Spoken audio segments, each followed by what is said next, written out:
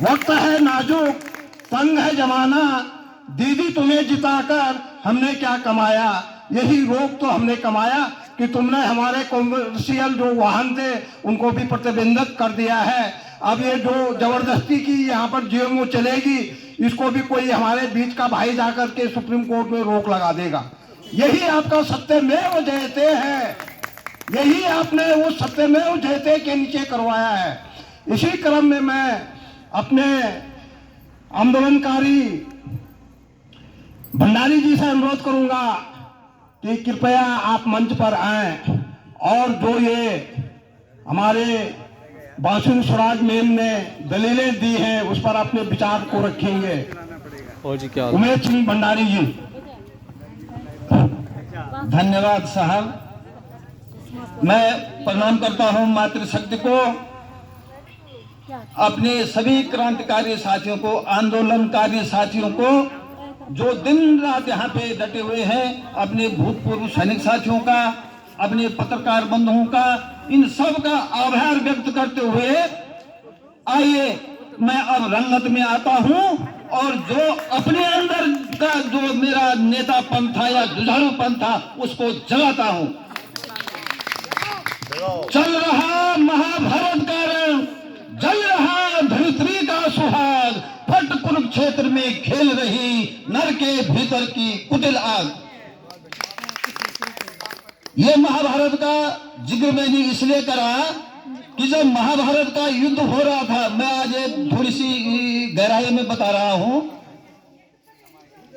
तो गुरु द्रोणाचार्य जी को कैसे मारा जाए, यह युक्ति लोगों ने सुझाई कि अगर धर्मराज युधिष्ठिर जी ये बोल दे कि अश्वत्थामा मारा गया तो द्रोणाचार्य जी हथियार डाल देंगे और फिर उनका वध आसानी से किया जाएगा। ये भगवान कृष्ण जी ने सलाह दी।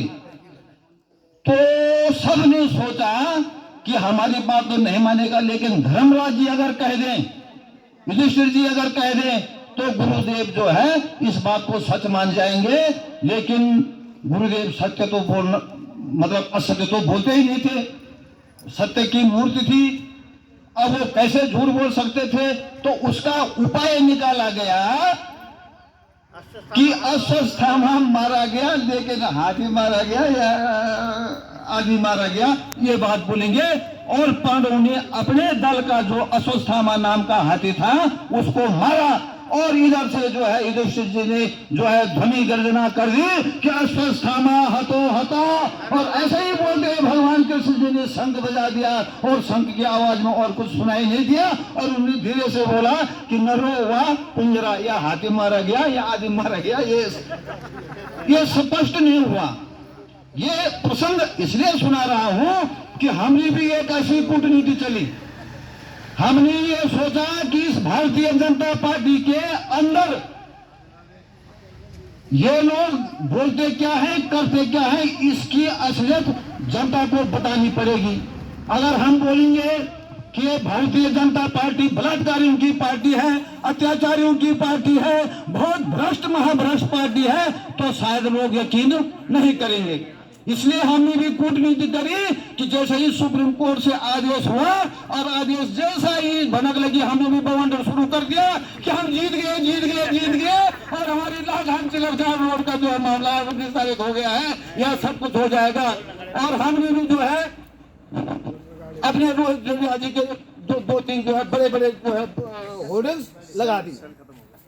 अब जैसे ही इन लोगों को पता चला तो इन्होंने जो है कर रहा तो कुछ था नहीं, लेकिन सारे के सारे लोग जो है भौंकने लग गए। जैसे आजकल ठंडियों में देखा होगा आपने, सियार भौंकते हैं, एक सियार ने हू करा तो सारे सियार हू करने लग जाते।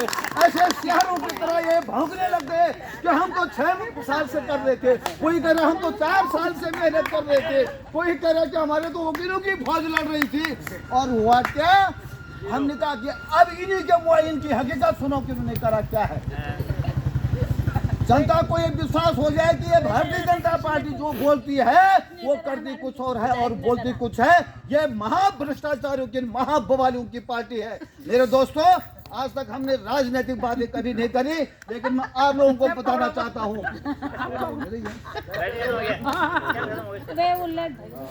सब लोग सुन लें कि जब उत्तराखंड राज्य की घोषणा माननीय एच.डी. देवेगौड़ा साहब ने करी 15 अगस्त सन 1996 को, जब उन्होंने समृद्धशाली उत्तराखंड हमको दिया, तो इन भाजपा वालों के पेट में दर्द होने लग गया कि हम तो उत्तराखंड चाहते ही नहीं थे, और ये तो उत्तराखंड के लोग बड़े तेज निकले, उत्तराखंड के क्रांतिकारी, इन्होंने तो देवेगौड़ा जी से घोषणा करवा दी।